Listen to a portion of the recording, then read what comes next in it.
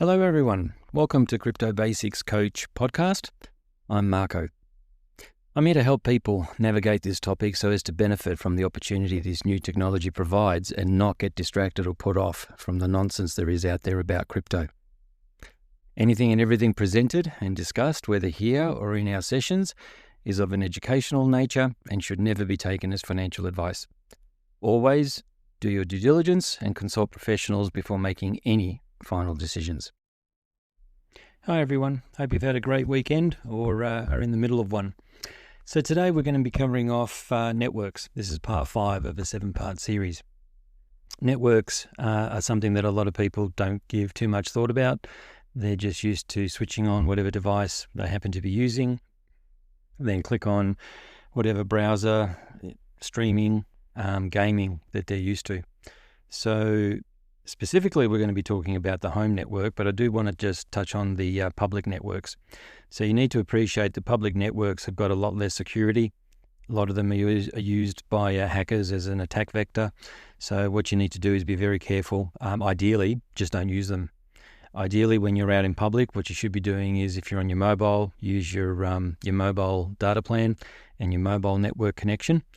Don't be logging into cafes, airports, unis, and other free networks that might be around, even libraries, for example. Okay, if you can avoid a public network, that's probably just the best approach.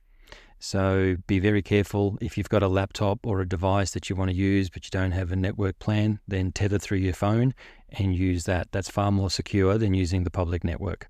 Okay, and always be diligent about who's around, whether people are looking over your shoulder, etc., etc. Ideally, have your back to a wall, for example. Again, it's just good common sense. But be careful of the public networks. Ideally, don't use them. Just use your tether to your phone and use your hotspot and connect that way. But today we're going to be talking about the network at home. Okay, it's also something that's just taken for granted. People are used to having internet connection. They use, however many devices. Most households have probably 12 plus devices for gaming, streaming, browsing, printers, who knows what. And so what that means is any one of those devices could get compromised, and if it does, it potentially compromises the others. So on your existing network, what I'd be suggesting you do immediately is ensure that on your, what we're going to call it a router from now on. Okay, that's your modem. That's the box, the device that's given to you by your telco provider. Okay, that connects to the internet. Make sure that you've changed the admin password on that router into a nice solid one. 8+ characters, and mixed characters and so forth. But change the password and make sure that you've got a nice rock solid password, because that's probably, if someone can get to your router, that's the first thing that they're going to be trying to do, is just log in with the default password, and then they can start changing things and so forth. So on your current, let's call it your social network at home, make sure that you've got a good solid password. But what a lot of people don't think about is that you can actually set up a separate network. Now, if you've got the technical nous and you know which devices to go buy and etc., what you can do is you can currently create a virtual separate network within your existing network. And that's one way to put 1 or 2 dedicated devices on that network. They're protected, they're separate to the other devices. They can still gain access to the internet, and you're not having to set up a separate network. But it requires a bit of technical nous, and potentially the router that you've got doesn't allow you to do that. So just that's something that you can do. But what I'm going to be talking about is setting up a separate network. Okay, so what you want to be able to do here is you're essentially going to sign up to a separate internet plan. Now, if the existing one that you've got is via cable from the street, I'd suggest you look at some satellite like Starlink. Why? Well, again, just single point of failure. If something gets dug up out in the street, it potentially cuts access to both your internet connections if they're both coming in via cable. So having one by cable, one by satellite, also gives you some good redundancy in case one has a problem. Okay? And it's just also all complete separate infrastructure.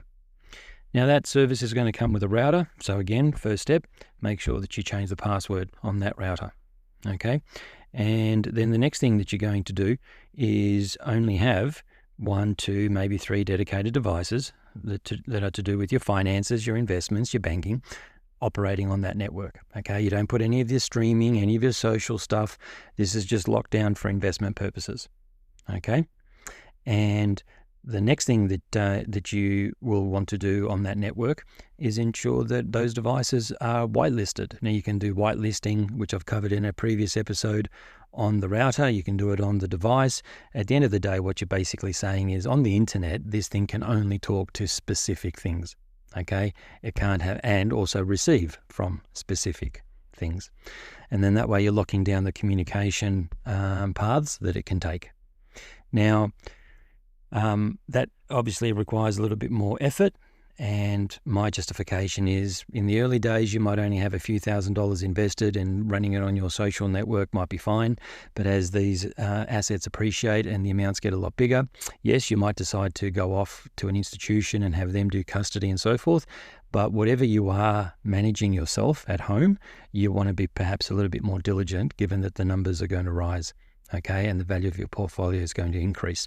So having a separate network and being diligent is just practical. Okay, a bit of common sense.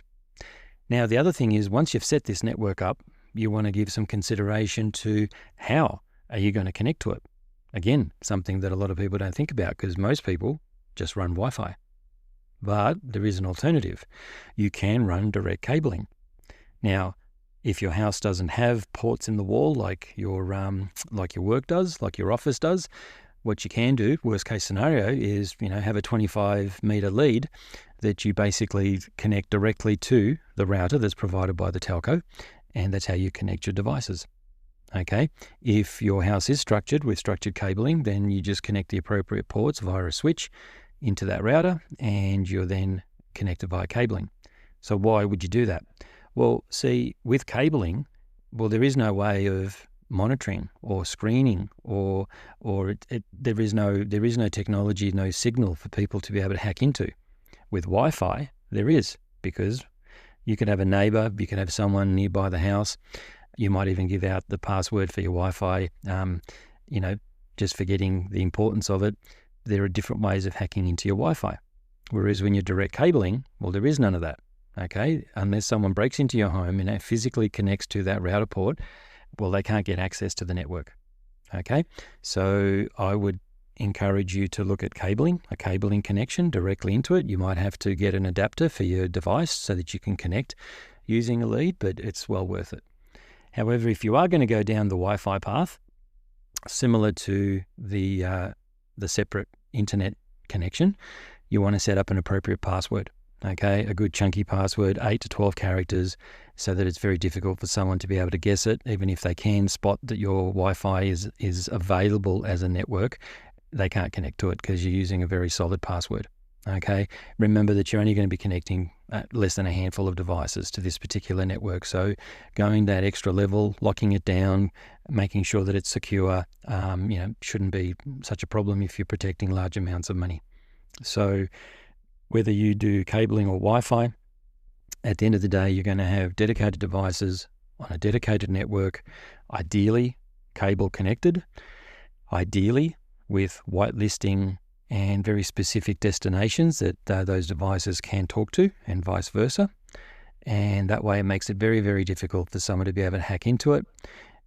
If you do use this particular setup, understand, and it's something I'm going to be covering in episode 7, that you become the weakest point. Okay, you're the one that can still click on the wrong link. You can still whitelist the wrong label or the wrong destination. So now it becomes more of are you being diligent with your security, not that your infrastructure is quite loose and easily hackable. Okay, but this is something that a lot of people don't think about, that there's no reason why you can't have a separate network. Potentially you might have an issue getting it from the same telco, which is fine. You probably don't want it from the same telco. You want it from an alternate telco with alternate infrastructure. Like I said, instead of cable, perhaps you go Starlink. That way you've segregated everything quite nicely. That makes it very difficult, very, very difficult, almost impossible for hackers to get into your account unless you click on the wrong thing and give them access. And especially if you're living in an apartment or a house with other people, including family, okay, you can't control how good they are at their IT hygiene. So this setup means that you're in full control of that network, you're in full control of those devices, and hopefully you're in full control of yourself as to what you're clicking on and what you're doing. Okay, so when you're at home, that's the way that you set up the network, and through the private sessions I have, I can go into more detail with some people, different technologies and so forth, but essentially you're mimicking your social network just for your investment banking needs. When you're in public, don't use public networks. Okay, use your tether off your phone. Yes, you might be using some data, but it's far worth it, believe me. And then that way you're in full control of the network, and just be aware of your surroundings. Hope you found this interesting. Please feel free to pass comments via the website or via the socials as to how you're finding this information, or if there's something that you're wanting me to cover that I haven't covered. But otherwise, enjoy the rest of your weekend, and be diligent. Hope you're putting some of this to work, and take it easy. Talk to you next week. Cheers. If you found this information helpful and are interested in a more hand-holding approach while navigating this complex industry, please visit cryptobasicscoach.com, that's basics with an S, and book a session. The first 30-minute session is free, and we can get to know each other, talk about what your aims are, what you're looking to do, and how I might be able to possibly help. I've helped people get started, set up exchange accounts, wallets, DeFi platforms, and general knowledge. Look forward to speaking with you. Cheers.